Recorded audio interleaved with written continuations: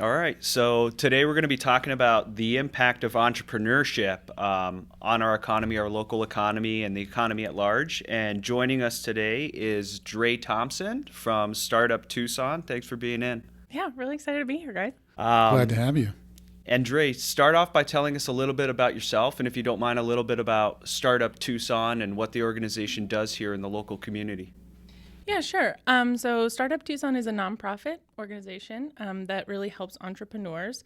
We started in 2012, so kind of a newer nonprofit, and it kind of came out of there wasn't at that time a ton of startup activity in Tucson. And there was sort of a startup weekend, and people were like, oh, we should have a place where people can come together and talk about the ideas, get education, get connected to resources. So that's where the nonprofit started. And then what's been amazing in Tucson is just there's been a huge explosion of startup activity. Our tech sector has grown 90% in the last 2 years. We are seeing tons of new young talent move here. We're seeing a lot of local organizations. The university has exploded in terms of their tech transfer. So the whole landscape has really changed. And so last year we went through kind of an interesting change where we're like, okay, so that was where we started. Now where are we? What is our focus here? And so really we're kind of the concierge to the ecosystem. So we focus on creating a really broad funnel and inviting people in, really focusing on increasing the diversity and number of people that are thinking about entrepreneurship, getting excited about it. So we deal with a lot of people who are maybe this is their second business or their second career, or they're coming straight out of college, or they've never really thought of themselves as an entrepreneur. They're kind of a creative. They make these cool cupcakes, and then they're like, oh, wait, actually, I'm getting national orders. What do I do now? So we do a lot of that. We focus on education, networking, events, and then we run a big festival. We run Arizona's second largest pitch competition. It's called Idea Funding. So we do a lot of things, but really with the main focus is being sort of that warm, welcoming front door. If we can't serve you, we're going to connect you to the organization that can, just kind of really that traffic, conductor, and then really focusing on helping people get the basics of business. So our fundamental series really takes you from idea to launch, kind of walk you through the whole process. Awesome. Mm-hmm. Yeah, I think that's great. I think that having that resource available in terms of just pointing you in the right direction is really what a lot of entrepreneurs need at the beginning, to kind of steady the waters and make them feel comfortable. So, that said, that's the reason we have you here today, because we are talking about, entrepreneurship and the impact it has on our economy, like I said, and you more than anyone else, and Startup Tucson more than any other organization knows what that means. So I'm going to kind of jump right in here. And, the first thing we kind of wanted to talk about is, given that you and Startup Tucson interact so frequently and kind of intimately with these small business owners, these entrepreneurs, these folks who are looking to kind of launch their vision or launch this business, talk a little bit about, how and why entrepreneurship is so important to, not just the economy nationally, but especially at the local level. In terms of job creation and what it does for people. Yeah, we've seen some interesting trends recently so primarily Startup Tucson is involved in economic development. That's our goal. We want to see a really vibrant economy here. And we really see it as a ground up process. There's been some movements economic development really means about importing on big companies into your area, which is good. But we kind of consider that like hunting. So what Startup Tucson does is more of the farming. We're cultivating entrepreneurs in our area. And the reason is because people don't always know that 90% of our new jobs in our country are started by small businesses and entrepreneurs. So it's really critical, especially now when we're entering an economic crisis, a slow-going, yes, sort of a slow-moving crisis that we're in. And so the next focus for the next few years is going to be about jobs, job creation, and starting with small business is a really critical factor. Yes, go out, hunt, get some big, it'd be cool to have some great big companies here, but really a lot of the real action and stability for communities is from the small businesses. I like that distinction between hunting versus farming. I think that gets lost a lot in communities. That idea, you're absolutely right. I think you have to you have to farm your own communities to grow those entrepreneurs. So that makes a lot. It's very it's interconnected. Those big companies want to come to places where they know that there's talent. They see a cool, vibrant startup community. They see that there's going to be a lot of innovation in the region because that's attractive to their employees. So they really work hand in hand, and that's the aspect that we really work on, is building up a talent base here in Tucson, and kind of really giving a lot of the fundamental pieces that someone has an idea, but they just don't really know, how do I get this off the ground? How do I actually start? So that's kind of the startup Tucson part. So along those lines, that's you're absolutely right. It's where do I go from here? How do I start?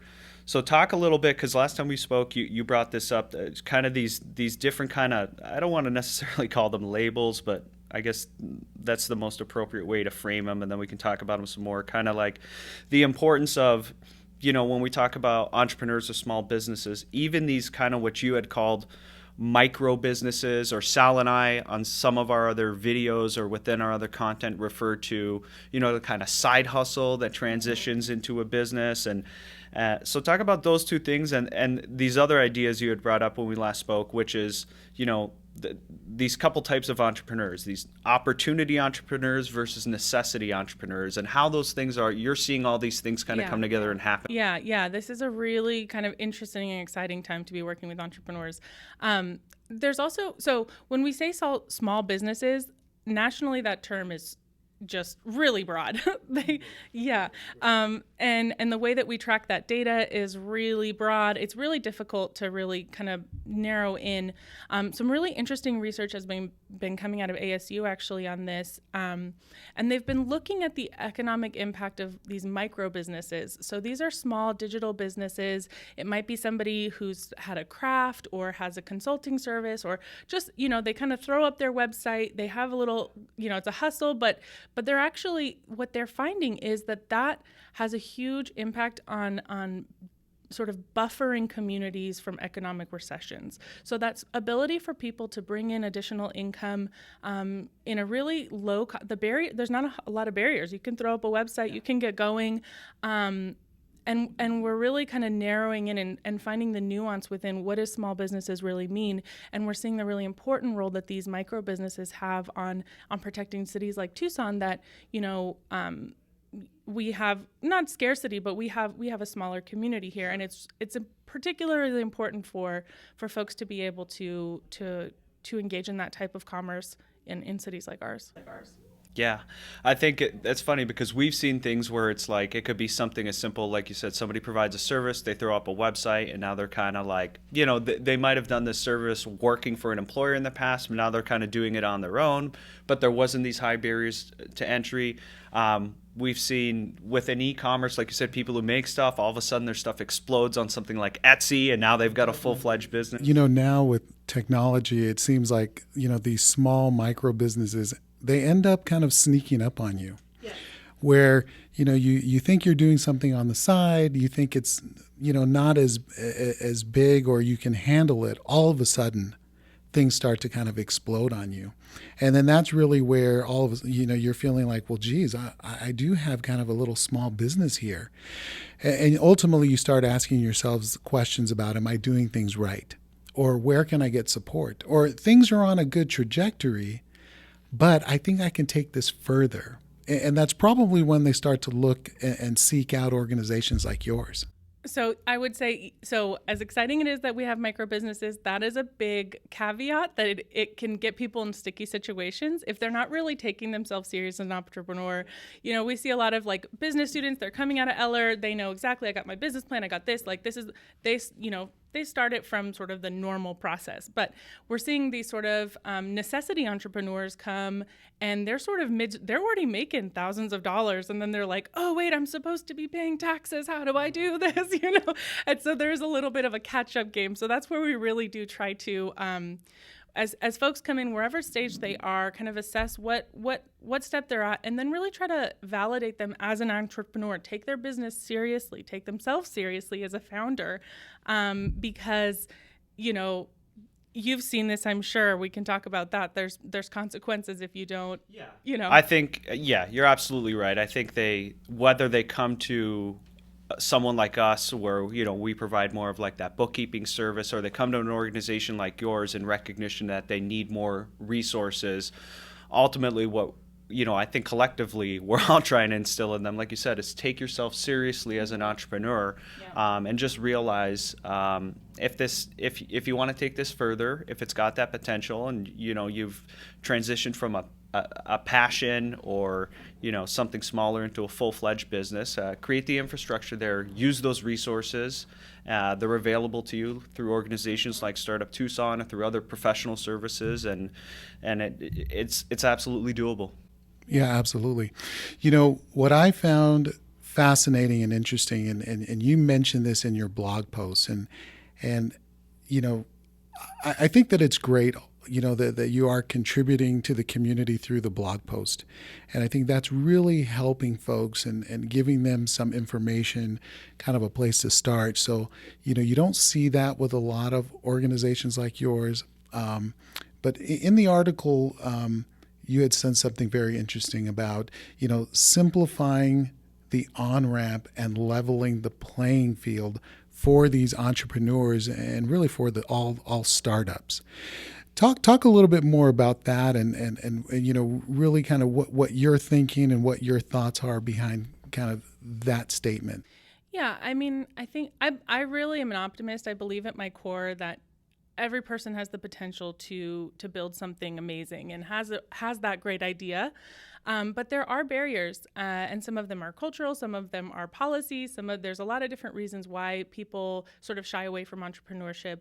And so we see a lot of disparities in entrepreneurship. We know that 75% of all capital goes to just a couple states in the United States. We're kind of that whole middle section. We're not getting a lot of financing. We're not getting a lot of attention. Only 2% of venture capital actually goes to companies owned by women and 1% by people of color. So this is a huge disparity. So how can we tackle that? How can we actually make entrepreneurship accessible and available to people? And a lot about that is that sort of early stage education, that validating, like, hey, this is amazing what you're building. Like, you can do this. Like, that support and being someone's cheerleader, all of that really important. So there's sort of the community aspect, that sort of self-belief, and then also creating more paths for funding. And that's kind of something that we've been really focusing on, is how can we look at alternative paths for funding for folks, because that's a huge barrier for businesses. And then from a policy level, there's a lot more that we could be doing to encourage entrepreneurship. Kind of this idea that I've been playing with is we've sort of taken, the idea of pro-business to mean sort of pro-big business, and maybe we can make it a little bit more pro-entrepreneurship, and how can we create policies that allow that? And there's some really innovative things. Arizona has some innovative policies. There's sort of an entrepreneurship impact statement that you can add onto policies to sort of allow you in your first 5 years to have a safe sandbox to try things out, and before you get regulated at the same level as a company that has 70,000 employees, because it's really creating up. Yeah, it's not a one size fits all in terms of regulation. And you had mentioned this too earlier in the article or blog post that you wrote, that absolutely regulation is essential, right? Because ultimately everybody wants to protect the consumer class and consumers in general. That being said, I think knowing that we have more of these micro businesses, we're trying to spur entrepreneurship from a policy perspective. Yeah, it would be great to like you said, have that sandbox concept, mm-hmm. and be able to, as a small business or entrepreneur, grow into kind of policy as your business and regulation as your business. And we've been doing that a little bit in Arizona with some FinTech Sandboxing, and that allows some space for innovation. And it doesn't mean that, under 5 years, go do whatever you want. Like, you are being supervised, but you are given that sort of wiggle room to innovate, to pivot, to really create a little market for yourself, and then you are able to sort of step into the market and start to compete. And that's kind of that leveling the playing field, so that you can actually start something and get into the big leagues, and sort of creating an on-ramp there for folks to do that. No, that's fantastic. And, I understand that your organization also has, significant resources available for folks, entrepreneurs that are just starting. And when I say significant, not necessarily monetarily, but in terms of things that they can do through your organization. Talk a little bit about some of those items that you offer as resources for whether those. it's training or workshopping or talk a little plugging bit them about into that. other. Yeah, so how we work is we have Startup Labs. That's kind of the way that you get involved with Startup Tucson. You take our 101 course. That's it's an orientation. We sort of give you the fundamentals of what we do as an organization, the full broad strokes. If you're an early stage, you're going to move into our Startup Fundamentals, and it's a series that's broken up and sort of it's kind of pre-accelerator. So it's the business basics. It's talking about validating your idea, financials, understanding your customer. So really getting you a strong business plan. So when you leave from that, we've done a really cool program with Community Investment Corporation where we have a fast track to funding for folks. So if you are an early stage entrepreneur and you need some money to get your prototype up and off the ground, or you are really going to start looking for investment, you can take a sort of some additional courses and you'll get a sort of a guaranteed spot from CIC where you'll be able to get some funding for your prototype, which is really cool. And then basically, so that's sort of education. Then we have advanced and more technical workshops. So if you want to do a deep dive into HR or leadership or a more extensive look into real estate or some of the other topics, we have courses like that. And those are led by industry leaders that really partner with us. And we really couldn't do it without our subject matter experts who donate a lot of their time. And then we have connection services. So once a month, you get free coaching. You come in, okay, here's my goals for the month. Here's what I want to do. Okay, well, you know what? You're going to have to go to talk to SBDC. They're going to help you with this. Actually, there's a legal organization that will help get you off the ground. They do consultations for free. So we try to sort of give them that roadmap for themselves and then keep them accountable. That's a really challenging part for entrepreneurs is getting that's stuck. Fantastic. I mean, I think, all the things that you're mentioning are the things that Anthony and I preach to our clients, right? Yeah. And a lot of our clients come to us and they've been in business a while. Some are just starting out. But I think if they have gone through a program like yours, now maybe at the time when they go through it, they may not realize how important or how significant a lot of these topics can and will be, but at least they have that fundamental background that they've heard the terminology before, or they have the awareness, and I think that that's great. So really, what you guys are doing is really getting those folks prepared for, when their business does take off. Because, I think by the time they come to us, a lot of times there's already an issue where, whether it's taxes or it's because I think a lot of the stuff that your organization is educating them on, here's why I think it's great. It's putting these things in their stream of consciousness early, right? So, it's really, we can sit here all day and do little snippets and videos, right, Sal, about, marketing and finance and your entity structure. And the reality of it is it's really daunting, right? Like all at once it's daunting. But I think Sal's right. If early on they just get those concepts, even at the highest minimal level, planted in their head, like, oh, at a general level, I need to be aware of this. I think it helps infinitely going forward. I mean, we're always talking about that idea with business owners of, hey, build your team, right? So you need legal work. You should have a good attorney you can go to. You should have a good accountant you can go to. You should have a marketing person you can turn to. Before you get to that point where maybe you're ready for those services on kind of a pay-for-play level, it's great that you guys are just giving them general awareness of these fundamental pieces of business, and early on plugging them in even into like free resources just to get them moving in the right direction. And we like to think of them as, and you touched on it, believe it or not, as you talked about, the resources and kind of the training, you touched on every one of those topics in that, a small business and entrepreneur really does need to have kind of that professional team, behind them. Ultimately, they're going to have to tap into those resources. And Anthony and I think of it more as, you need those foundation building blocks, because otherwise, you could find yourself on shaky ground in one of those areas. And so, yeah, it's vital. It's critical that those folks have the awareness, that they've done some training. And we actually have a client that's gone through some of this training, and being able to have a conversation with that client and having them know kind of, oh, yeah, no, that's right. This is what we need to do. This is how we're going to go about it. It's just really invaluable. And because of that, I think that they are really achieving greater success. Yeah, it's interesting. So there you have one model where people are sort of building something and then, oh no, now it's serious. Now I have to figure it out. You're sort of backpedaling, right? We also do see the other side where someone is like, okay, I have an idea. The first thing I'm going to do is shell out tons of money, and I'm going to do this, and I'm going to do that, and I'm buying this, and I'm buying a $20,000 website. And you're like, whoa. Like, all right, before you start worrying about the ins and outs of this or that contract or this and that, like, let's actually just prove that this idea has legs, that you have access to a market, you understand who your customer is. So we also have to kind of pull back the reins on some folks because they're ready. They're like, all right, I have some capital and I'm just going to start giving it to any person who tells me. And you're like, okay, hold on. Anthony and I, we've had plenty of those conversations. And, and I think it does start with, and because Anthony and I are accountants and, we always start with the numbers. Yeah. And, we're always stressing to them, love the idea. I think it's great.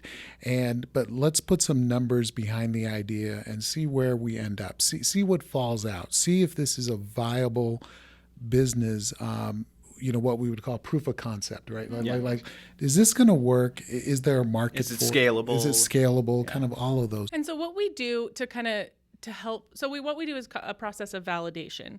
So basically you do super small, very inexpensive experiments to be like, ooh, okay, yeah, like this is good. Like I'm doing this. One of the stories we say is, so Zappos, I don't know if you know how Zappos started. He was like, I'm going to build this online shoe business. It's going to be amazing. Went to investors. They're like, that's terrible. Why would anyone ever buy shoes online? You definitely have to go into a store. No money. So then he goes to his local stores and he takes pictures of all these shoes. He throws up a super cheap website. And then someone buys them, he runs to the store, buys the shoes, puts it in an envelope, sends it to them. Before he knew it, he had orders pouring in, and he spent basically nothing to do that business, but he validated it that this is something people want. I have tapped into a really serious idea. And then that's when the investment came, because he's already said, look, I've got this many customers. I need a warehouse. I need to ramp things up. And that's where investors really do. And even banks or anyone that's coming in, or even friends and family, they want to know like, okay, yep, you got a little wind in your sails. So basically a lot of what we do at Startup Tucson is getting some data, proof that your idea has legs, so that when whatever your next step is, whether you want to go to Silicon Valley or whether you just want to open a storefront, you have some evidence that you're onto something. And so you're not wasting any money or time. I love it. Yeah. I love it. Yeah, because experimentation done the wrong way can be very expensive. Very expensive. So along those lines, Dre, tell us about, and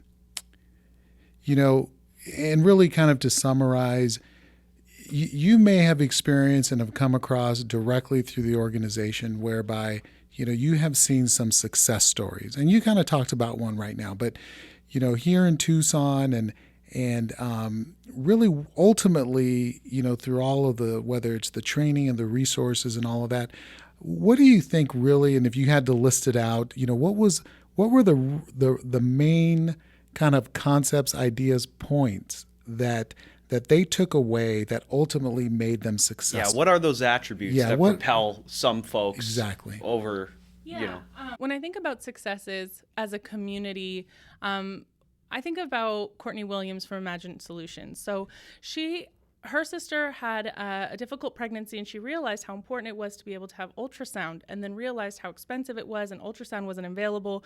She had this idea of making a cell phone into an ultrasound. This was just some wacky, crazy idea that she had in her head, and she was mulling about it, thinking about it. And then she heard about the YWCA was having an Innovate Her pitch competition. She's like, you know what, let me just throw my hat in the ring. She won that. Then they told her about Startup Tucson. She won idea funding. So now she's got some capital. She's paired up with mentors, and we had just a ton of folks kind of helping her, working through this idea, working through the technical aspects. And then she got into an incubator and accelerator at the University of Arizona, and then got a federal grant. And sort of this was like a huge team effort. All the different organizations were supporting her with this really cool idea. She actually just won Entrepreneur of the Year at the state of Arizona, and her business has a ton of potential, has already saved lives. And I think if you kind of distilled that, she was gutsy. She kind of was like, let me just go for this. Like, why not? Let me just try. She worked like crazy. If you had she's the most coachable person you could ever meet. Someone had an idea. Okay, let me think about that. How can I implement that? How does she's really, really working. And then she did 200 customer interviews. Before she's ever done anything, she went out and talked to every potential customer. She was talking to veterinarians. What do they need? Would they want to use this? So she really was smart and strategic. She leaned on the resources. And that's what's cool about Tucson in terms, or any small community, but I think Tucson in particular, people want to help you. People are not out to get you. People are like, if you have an idea and passion, like people are like, how can I get on board? How can I support you? How can I get behind you? And so that's a really cool story, because I'm excited to see where they're going. They're still working on their federal grant. They're still in launch phase, but really took the time to validate her concept, relied on all the resources that are here in town, and then just really focused on her customer. No, that's fantastic. Yeah, Yeah. That's a great story. Those are key attributes we even see all the time, right? That customer-centric focus to make sure you're giving them exactly what they want, that coachability, using the resources, and you're right. I mean, the hard work and the hustle. Oh, she's got serious hustle. It's you can't it's key. Yeah. Nobody can do it without that. So Dre, hey, thanks for being here with us. We greatly appreciate it. We think, obviously this topic and what you do as an organization is so important, and really just, educating all those entrepreneurs out there, all those small businesses. Tell us again, as far as the website and where people could go. How can people phone number, kind of anything look into Startup Tucson if they want, in terms of finding more about the organization? We have a ton of free sort of discovery events. So if you want to swing by for a startup coffee, startup drinks, we're doing everything digital now. Our intro class is $10. You can kind of get your feet wet, but reach out to me, Dre, at startuptucson.com. I'd be happy to answer any questions. And then if you're somewhere out there who has that business experience, we are always looking for mentors. And we are a 501c3 nonprofit. We do really rely on support. Our festival had to get pushed back because of COVID. So we are definitely, if you are interested in sponsoring an entrepreneur and helping them through that education, that's a really important part of getting involved and giving back to your community for those entrepreneurs that have made it. Fantastic. Yeah. Well, again, thank you so much for being here. Thanks, Dre. Thank you. We really appreciate it. This is great.